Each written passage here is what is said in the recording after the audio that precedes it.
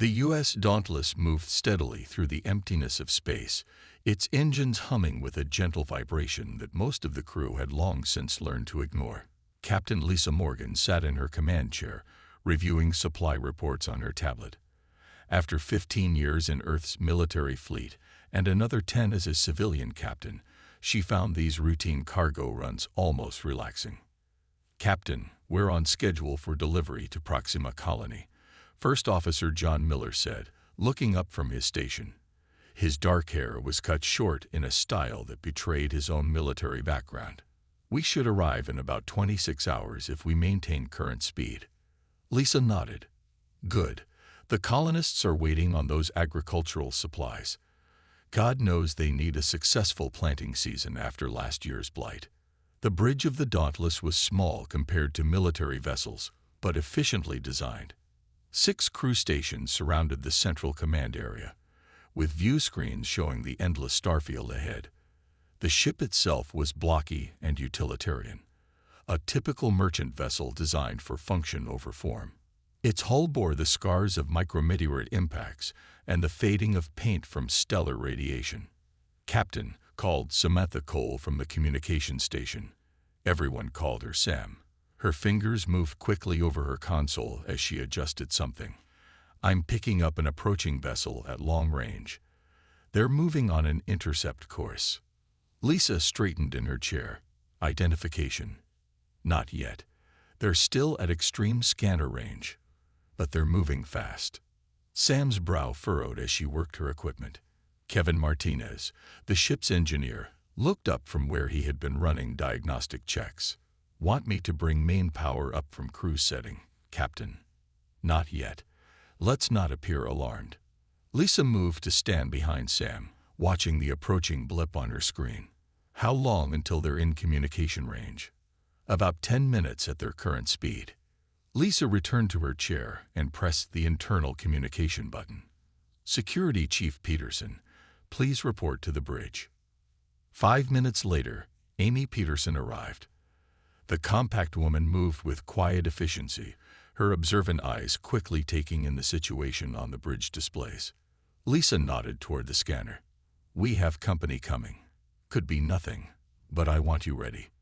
"Always am, Captain." Amy's voice was calm. She had served with Lisa during the Frontier Wars and trusted her instincts. "They're hailing us," Sam announced, her hand moving to her earpiece. "Standard approach protocols. They identify as Trade Authority vessel Skthar." Kevin frowned from his station. "Trade Authority. Their engine signature doesn't match any Trade Authority vessel I've ever seen." Lisa kept her expression neutral. "Acknowledge them, Sam." Standard response. Sam nodded and opened the channel. "Vessel Skthar, this is U.S. Dauntless, a registered Earth merchant vessel on scheduled route. How may we assist you?" The main screen flickered to life, showing an alien face. The being had gray-blue skin, large compound eyes, and what appeared to be breathing gills along its neck.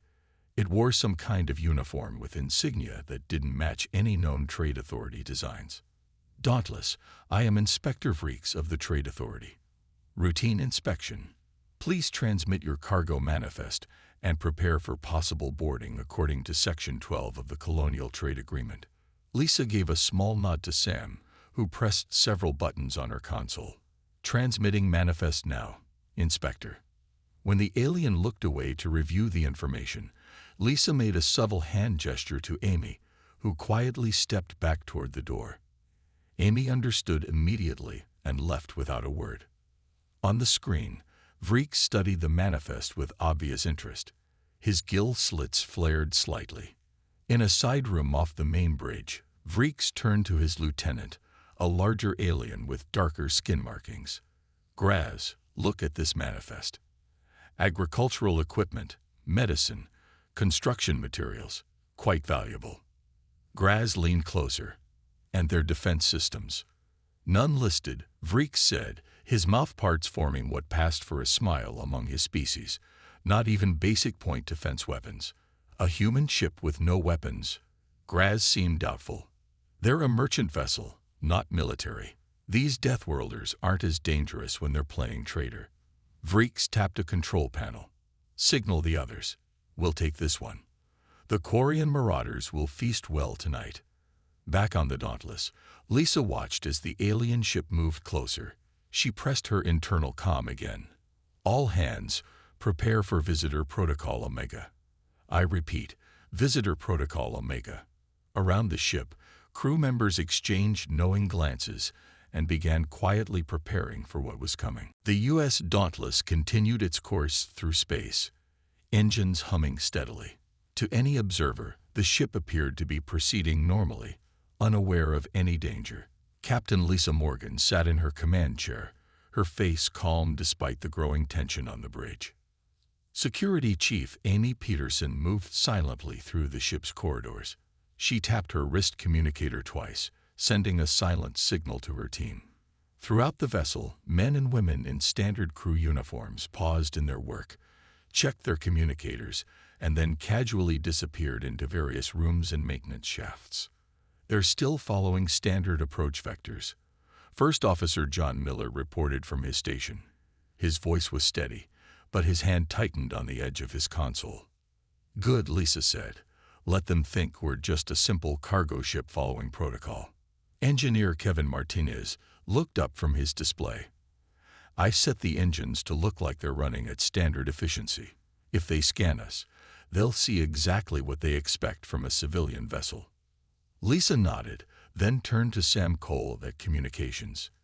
Any further transmissions? No, Captain.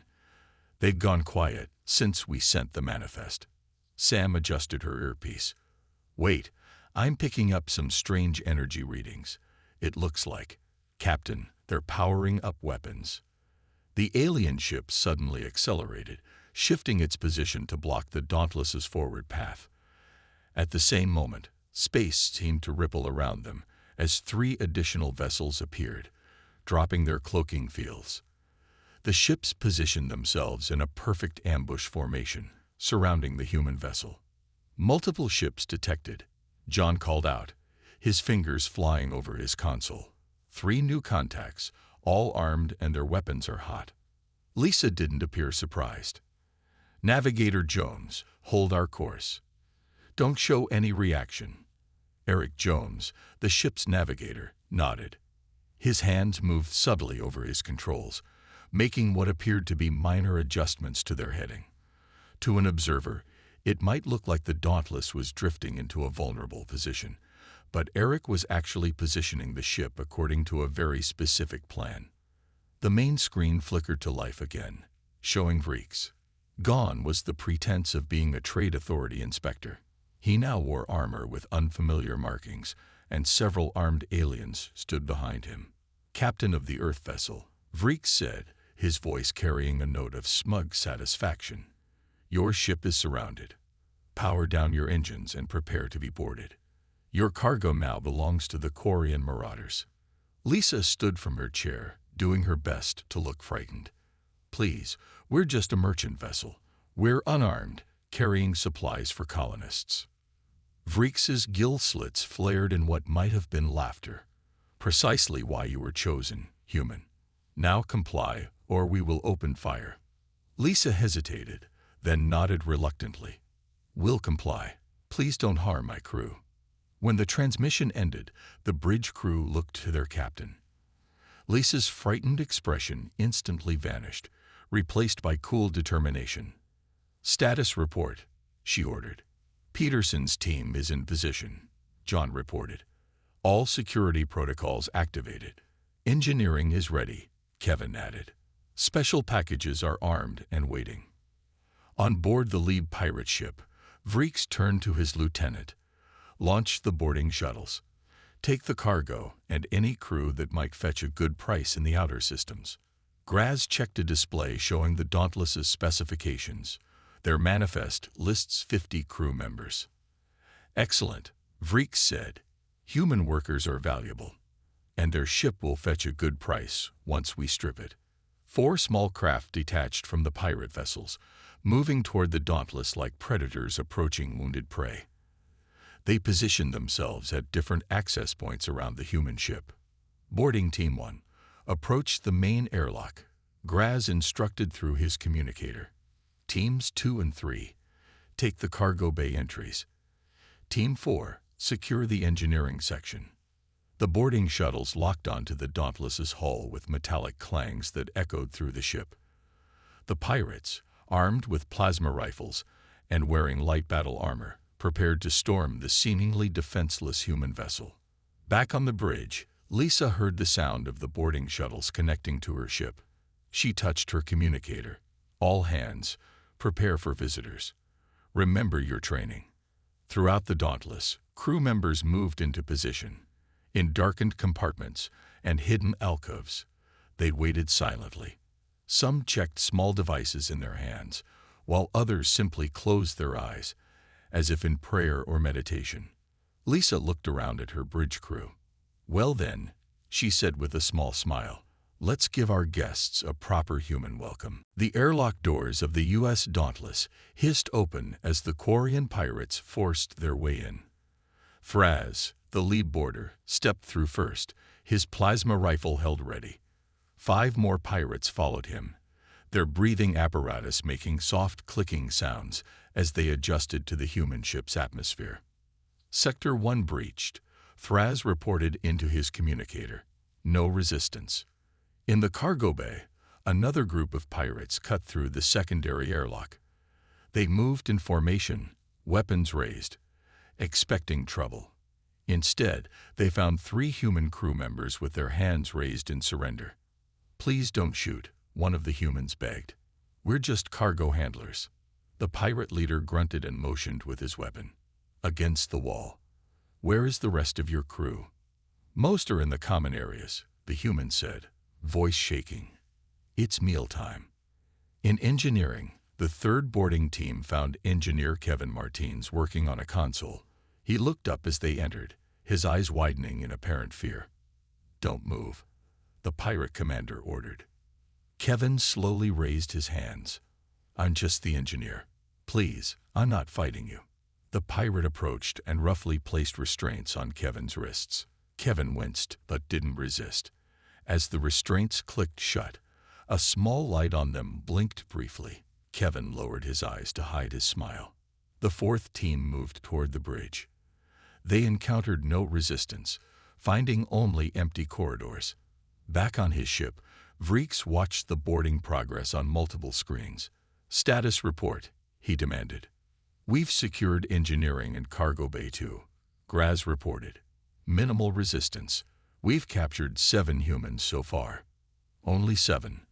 Vreeks's gill slits narrowed. The manifest listed 50 crew. Team 1 is heading for the bridge now. Team 4 is checking crew quarters. Vreeks leaned back in his command chair. "These Deathworlders are overrated. I expected more fight from them." On the screen, he watched as Thraz's team approached the bridge. The doors slid open without resistance, revealing an empty room. "Bridge is abandoned," Thraz reported, his voice showing confusion. "No crew present." "What?" Vreeks leaned forward. "Where is the captain? Where are the bridge officers?" Thraz moved to the captain's chair, looking around the silent bridge. "Unknown. Wait. There's something here." The camera showed a small console on the armrest of the captain's chair. A red light blinked steadily. "Captain," Thraz said, "there's some kind of device." The screen suddenly showed a hologram of Captain Lisa Morgan, appearing in the center of the bridge. She wore the same uniform as before, but now stood with military posture. "Welcome aboard the U.S. Dauntless," the hologram said. "I see you've noticed our manifest didn't list weapon systems." Throughout the ship, hidden panels in the walls, floor, and ceiling began to slide open. From cargo containers that had appeared sealed, from maintenance shafts, from what had looked like solid bulkheads, human crew members emerged. They weren't wearing the simple uniforms from before. Now they wore sleek, form-fitting armor with helmets that covered their faces. In engineering, Kevin's restraints suddenly fell away. He flexed his wrists and touched a panel on his forearm. His civilian clothing shimmered in change, revealing similar armor underneath. "What is this?" demanded the pirate who had captured him. "Just a little human technology," Kevin replied calmly. "We call it tactical deception." On the bridge, Thraz and his team found themselves surrounded as Security Chief Amy Peterson and 6 armored crew members emerged from hidden compartments. Their weapons were already drawn and aimed. "Please lower your weapons," Amy said. "We'd prefer not to damage our ship." In the cargo bay, the surrendering crew members suddenly moved with startling speed. In seconds, they had disarmed the surprised pirates. Vreeks watched in shock as his boarding teams were systematically captured on every screen. "What is happening?" he demanded. "Where did these soldiers come from?" The hologram of Captain Morgan smiled. "I should explain something about human vessels. We have some unusual regulations." Thraz, now disarmed and on his knees with the rest of his team, looked up at the hologram. "What trickery is this? Your manifest showed no weapons." The hologram turned to face him directly. "That's because according to Earth Merchant Marine regulations, we don't list what we consider standard equipment." The hologram of Captain Lisa Morgan flickered slightly as she continued to address the captured pirates on the bridge. "On Earth, we have an old saying, 'The weapon you don't see coming is the most dangerous.'" Thraz, the lead pirate boarder, struggled against his restraints. "This is against trade regulations. Your ship manifest listed no weapons." The wall behind the captain's chair slid open, revealing a hidden room. The real Captain Morgan stepped out, no longer in a simple merchant uniform, but wearing sleek combat armor. Only her face was exposed, showing a calm, confident expression. "That's because we don't consider our crew to be weapons," Lisa said. "We consider them to be people." Throughout the ship, more hidden compartments revealed themselves. In what had appeared to be empty cargo containers, fully equipped soldiers emerged. What had seemed like solid walls turned out to be concealed doors leading to hidden sections of the ship. Lieutenant Daniel Clark led a squad of 12 Marines from what had appeared to be an empty fuel storage area. They wore powered combat armor with the Earth Fleet Marine insignia, not the Merchant Marine symbol the pirates had seen earlier. "All sections secured," Daniel reported through his helmet comm. 27 pirates captured. No casualties on either side. On the pirate mothership, Vreeks watched in horror as his boarding teams were systematically rounded up. "How is this possible?" he demanded. Their transponder signal identified them as a merchant vessel. Graz checked his scanner again. "Captain, they're powering up systems that weren't on our scans before. The ship's energy signature is changing." On the bridge of the Dauntless, First Officer John Miller stepped out from another hidden compartment. He moved to his station and began typing commands. "Captain, all security teams report ready. Pirate boarding parties have been secured." Lisa nodded. "Excellent. Let's show our visitors what they're really dealing with." She pressed a button on her chair. "This is Captain Morgan to all hands. Transition to combat configuration." The ship hummed as systems that had been dormant came to life. External panels shifted, revealing weapon ports that had been concealed beneath false hull plating. Inside the ship, corridors reconfigured as walls moved and lighting changed from civilian white to combat red. In engineering, Kevin Martinez stood over the captured pirates, now working at a different console than before. Main reactor coming to full power. Weapons grid online. Shield generators activating. The pirates watched in confusion as the seemingly simple engine room transformed around them. Panels slid away to reveal advanced technology that no ordinary merchant vessel would carry. "What kind of ship is this?" one of the pirates asked, voice trembling. Kevin smiled. "The kind that pirates shouldn't attack." On the bridge, the main view screen showed the 3 pirate vessels still surrounding them. The pirates hadn't yet realized what was happening on their boarding shuttles. "Open a channel to the pirate command ship," Lisa ordered. The screen changed to show Vreeks' face, now twisted with anger and fear. "What treachery is this?" he demanded. "You fly under false colors." "Not at all," Lisa replied calmly.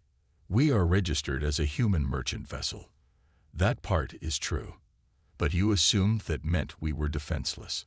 She gestured, and the screen split to show Vreeks the captured pirates throughout the ship. Your boarding parties are now our guests. I suggest you and your remaining ships surrender. Vreeks' gill slits flared wide in fury. Never. We are Quarian marauders. We do not surrender. Lisa sighed. I was afraid you'd say that. She nodded to John, who pressed several controls on his console. Weapons locked on all 3 vessels. Wait, Vreeks said. You can't attack us. Your weapons were not listed on our manifest. Lisa finished for him. As I was explaining to your boarding teams, according to Earth Merchant Marine regulations, we don't list biological defense systems in cargo manifests. Vreeks looked confused. Biological defense systems. Us, Lisa explained, gesturing to herself and her crew. Humans, we're from Earth, a high-gravity death world. According to the Galactic Concord classification system, we ourselves are Category 4 biological weapons. The alien pirate's eyes widened in realization. The crew themselves are the weapons, Lisa confirmed. Now, I'll ask once more. Surrender your vessels, or we'll be forced to demonstrate our non-biological weapons as well. Vreeks stared at the human captain on his view screen, his compound eyes blinking rapidly as he processed this new information. You expect me to believe that your bodies are weapons. That's why they aren't listed. Technically, yes, Lisa replied. She held up a small digital pad. Galactic Concord Treaty, Section 42, Paragraph 7.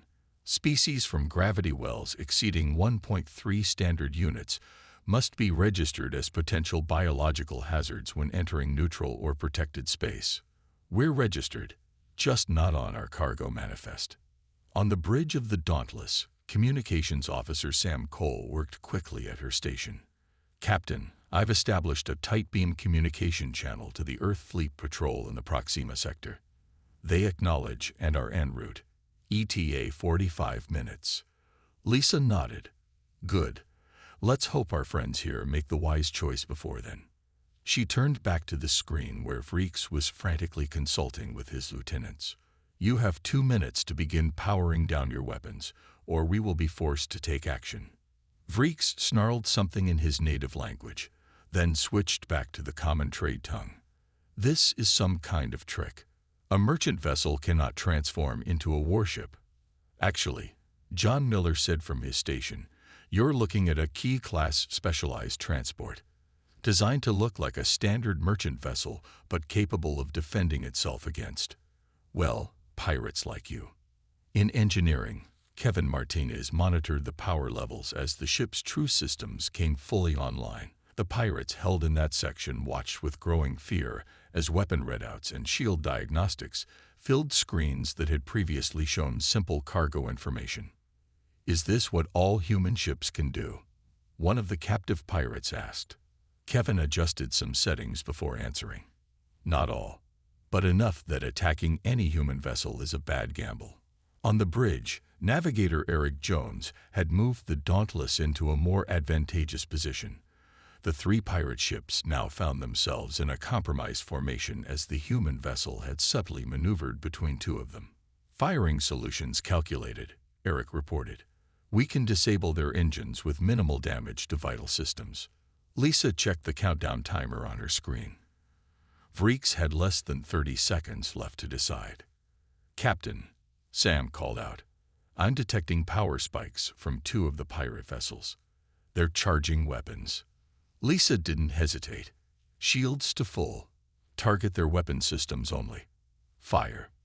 The Dauntless, which had appeared to be an ordinary cargo ship just minutes before, suddenly unleashed a barrage of precisely targeted energy beams. The shots struck the 2 pirate vessels that had powered up their weapons. There were no dramatic explosions or fireballs, just surgical strikes that left the ships intact but unable to fire. Direct hits on both targets, John reported. Their main weapon arrays are offline. The 3rd pirate vessel began to turn away, attempting to flee. They're trying to run, Eric said. Intercept course. Lisa nodded. Don't let them escape. Disable their engines only. The Dauntless accelerated with speed that no ordinary cargo hauler could match. Within seconds, it had closed the distance to the fleeing ship. Security Chief Amy Peterson entered the bridge, her armor now showing a few scorch marks from subduing the more resistant pirates. All boarding parties secured, Captain. 32 prisoners in total. Good work, Lisa said, then turned to Sam. Target the third vessel's engine nacelles. Warning shot first. A bright beam of energy crossed just in front of the fleeing ship's path. The message was clear. On his vessel, Vreeks watched as his fleet was systematically disabled. His gill slits fluttered in agitation. How is this possible? Your ship moved like a military vessel. That's because it is one, Lisa explained. The U.S. Dauntless is officially classified as a Key Class Merchant Marine vessel. The Q stands for Quiet Hunter. Lisa stood from her chair and stepped closer to the view screen. We're part of a special anti-piracy task force. For the past 3 years, we've been patrolling this sector disguised as tempting targets. Security feeds showed the captured pirates being moved to secure holding areas throughout the ship. Marines and security personnel who had been hiding as ordinary crew members now moved with professional military precision. Your final vessel is surrounded, Lisa told Vreeks. You have 10 seconds to power down all systems, or we will disable you as well. The 10 seconds passed in tense silence. On the bridge of the Dauntless, the crew watched the main view screen where Vreeks' angry face showed a battle of emotions. His compound eyes darted between screens off-camera, likely showing the status of his disabled ships. 5 seconds, Lisa said calmly. Vreeks slammed his 3-fingered hand onto his control panel. Fine. We are powering down. But this violation of shipping codes will be reported to the Galactic Concord. Lisa smiled slightly. Feel free. I'm sure they'll be very interested in hearing how the notorious Quarian marauders were captured while attempting piracy in protected space. Vreeks' gill slits flared in surprise. How do you know who we are? Your ship profile has been in our database for months, John Miller explained. We've been tracking your movements across 3 sectors. The agricultural supplies we're carrying were specifically chosen as bait. On the engineering deck, Kevin Martinez monitored the power readings from the pirate vessels. Captain, all 3 ships have powered down weapons and shields. They're complying. Good, Lisa replied through the comm. Prepare boarding teams. Lieutenant Daniel Clark entered the bridge, his helmet now removed to reveal a scared face with determined eyes. Marines ready for counterboarding operations, Captain. Proceed, Lisa ordered. Secure their ships and detain the crews. The hidden launch bays of the Dauntless opened, revealing military shuttles that had been concealed beneath false hull plating. 3 teams of Marines in full combat gear boarded these vessels and launched toward the disabled pirate ships. On the view screen, Vreeks watched with growing dismay. You can't board our vessels. We have surrendered. Under Galactic Concord Anti-Piracy Protocols, Section 18, we have the right to secure all vessels involved in acts of piracy, Lisa explained. Don't worry, we'll treat your crews with the same courtesy you plan to show us. Behind her, Eric Jones monitored the tactical display, showing the Marine shuttles approaching the pirate vessels. First team has docked with the command ship, he reported. Throughout the pirate fleet, scenes of confusion unfolded as human Marines in powered armor boarded and quickly took control. The pirates, expecting to face the crew of a merchant vessel, were completely unprepared for trained military personnel. On Vreeks' command ship, the boarding team led by Daniel Clark moved efficiently through the corridors. The pirates offered little resistance, most surrendering immediately when faced with the armored humans. Command deck secured, Daniel reported through his comm. Vreeks is in custody. Back on the Dauntless, Lisa nodded with satisfaction. Excellent. Bring him over. I think we need to have a conversation. 20 minutes later, Vreeks stood on the bridge of the Dauntless, his hands bound with energy restraints. He looked around at what was now clearly a military vessel, though one carefully disguised to appear civilian. "You tricked us," he accused, his voice a low growl. "No," Lisa replied. "You made assumptions based on incomplete information, a very dangerous thing to do when dealing with humans." She gestured to a screen showing all 3 pirate vessels now under human control. "Your ships will be impounded, your crews detained until the proper authorities arrive." Vrix's compound eyes narrowed. "The Quarian marauders have powerful allies. They will come looking for us." John Miller laughed softly. "We're counting on it. More business for us." Sam Cole looked up from her communication station.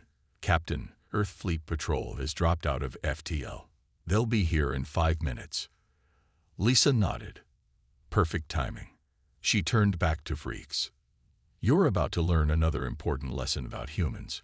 We're very good at cooperation." The main view screen showed 3 sleek military vessels approaching rapidly. Unlike the Dauntless, these ships made no attempt to hide their nature. Their hulls bristled with visible weapon systems, and powerful shields shimmered around them.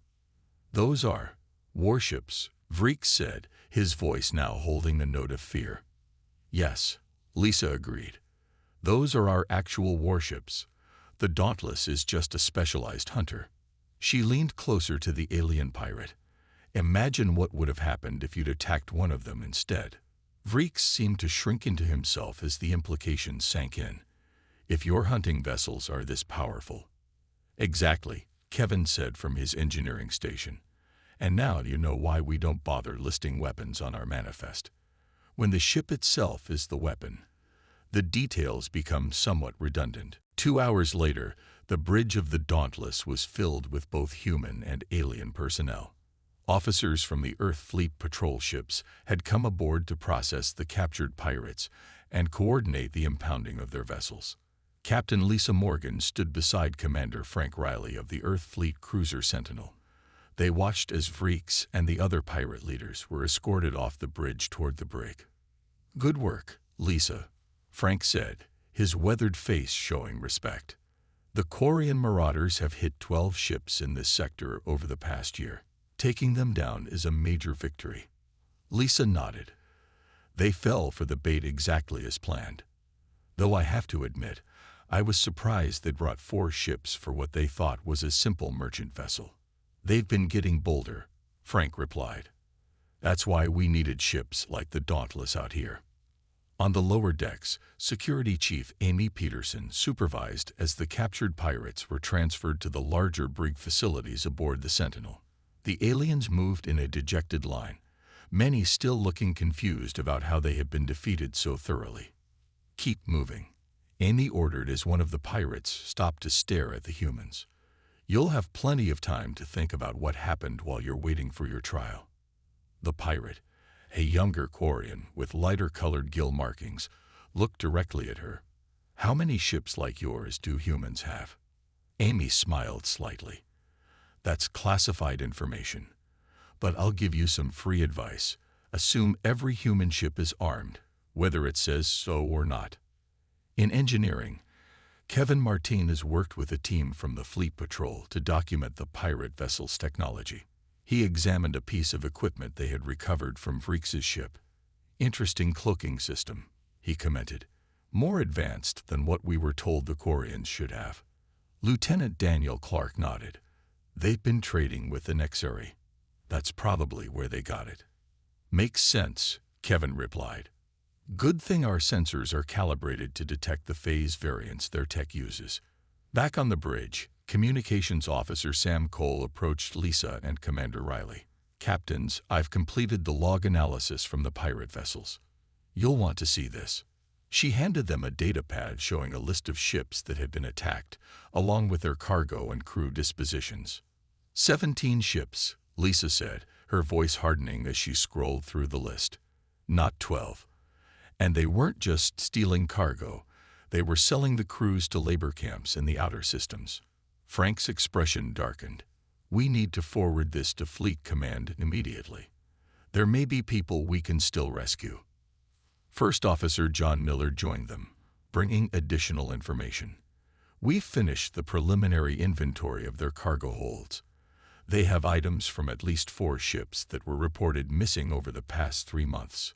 On the main view screen, the 3 pirate vessels were now surrounded by Earth fleet ships. Teams of specialists were going through them systematically, recovering stolen goods and gathering evidence. Lisa turned to Vreeks, who was being held nearby before his transfer. Your operation is finished. Every ship, every base, every contact you have will be investigated. Vreeks's gill slits barely moved as he responded. You think you've won, human, but there are more like us. Many more. I'm counting on it, Lisa replied. Each one will learn the same lesson you did today. Navigator Eric Jones approached with another datapad. Captain, we've decoded their navigation logs. They have the coordinates for what appears to be their main base. Lisa took the pad, a satisfied smile crossing her face. Excellent. Commander Riley, I believe we have our next destination. Frank nodded. I'll inform the fleet. We can have a task force assembled within 24 hours. As the activity continued around them, Lisa took a moment to address her crew. Everyone performed excellently today. This is exactly the kind of mission the Dauntless was designed for. She looked around at the faces of her crew, people who had trained not just as sailors, but as soldiers, people who could appear to be simple cargo handlers one moment and skilled warriors the next. When we launched this program 3 years ago, some questioned whether disguising military vessels as merchants would work, she continued. Today proves that it does. John smiled. The pirates certainly learned their lesson about making assumptions based on a ship's manifest. 1 month later, the U.S. Dauntless drifted through a busy shipping lane near the Arcturus trading hub.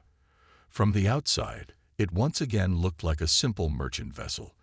The battle damage had been repaired, and the weapons systems were once more hidden beneath false hull plating. No one passing by would suspect its true nature. On the bridge, Captain Lisa Morgan reviewed the after-action reports from their successful operation. The raid on the pirate base had freed over 300 captives and resulted in the arrest of 47 more pirates. The Kor-In marauders, once feared throughout the sector, were now just a cautionary tale. Captain Sam Cole called from her communication station. Message from Earth Fleet Command. The last of the rescued captives have been returned to their homeworlds. Lisa smiled.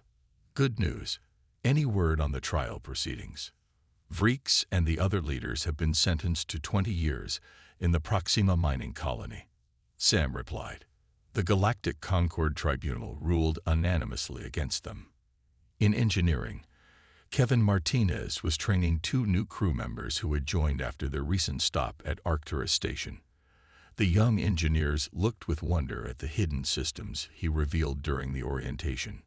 Remember, Kevin told them, to anyone scanning us, these systems don't exist. Even when you're writing in the official logs, you use the code designations, not the actual names of the weapons. First Officer John Miller entered the engineering section, nodding approvingly at the training session. How are our new crew members adapting? Very well, Kevin replied. They both have military backgrounds, so they understand the need for secrecy. John smiled. Good. We'll be testing their skills soon enough. Intelligence reports suggest there's another pirate group operating near the Den of Trade route. In the security section, Amy Peterson put her team through combat drills in a concealed training room. The space could transform from what appeared to be a storage area into a fully equipped combat simulation chamber in less than 30 seconds. Faster. Amy called out as her team practiced emerging from hidden positions throughout the ship. Remember, surprise is our biggest advantage. If they see you coming, you've already failed. Lieutenant Daniel Clark watched the drills with Lieutenant Eric Jones. Both men had been awarded commendations for their roles in the operation against the Kor-In marauders. Word is spreading, Daniel commented. 3 suspected pirate vessels changed course yesterday rather than approach a human merchant ship. Eric nodded. Good. The fewer who test us, the fewer we have to teach lessons to. On the bridge, Lisa received another communication alert. Captain, we have an incoming transmission from the Galactic Concord Security Council. Sam reported. "They want to discuss expanding the Q-ship program." "Put it through to my ready room," Lisa replied. She stood from her chair and addressed John. "You have the bridge, Commander." Before she could leave, the sensor officer called out, "Captain, we have a contact at extreme range. Vessel moving on an intercept course." Lisa paused. "Identification. Unknown design. Not in our database." The officer studied his readings. "They're scanning us, doing a deep scan of our cargo holds." Lisa returned to her chair. Yellow alert. Quiet protocol. Let's see what they want. Throughout the ship, crew members received the alert but continued to appear as normal merchant sailors going about their duties. Behind the scenes, security teams moved silently into position near hidden weapons lockers and access points. The unknown ship continued its approach, closing the distance rapidly. "They're hailing us," Sam reported. "On screen," Lisa ordered. The view screen activated to show an alien with ridged skin and 4 eyes. "Human vessel, this is Captain Zoltan of the Cardoth Reclamation Fleet. Prepare to surrender your cargo." Lisa maintained a worried expression. "We're just a merchant vessel carrying farming equipment. Please, we don't want trouble." The alien captain made a dismissive gesture. "Our scans show no weapons on your vessel. Lower your shields and prepare for boarding." As the alien ship moved closer, Lisa exchanged glances with John.